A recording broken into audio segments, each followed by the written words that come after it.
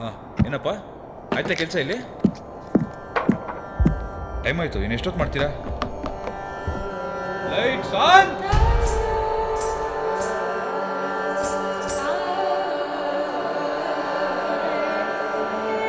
Sir, ನಾನು ಸೆಲೆಕ್ಟೆಡ್ಡಾ?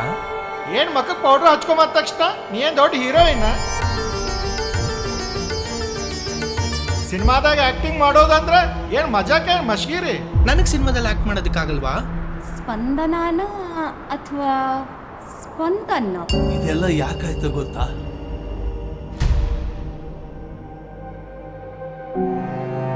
ಒಂದಲ್ಲ ಒಂದು ದಿವಸ ಸಿನಿಮಾದಲ್ಲಿ ಆ್ಯಕ್ಟ್ ಮಾಡಿ ನಾನು ದೊಡ್ಡ ನಟಿ ಆಗೇ ಆಗ್ತೀನಿ. ರಂಗನಾಯಕ, ನೀನು ಅದೃಷ್ಟವಂತನಪ್ಪ.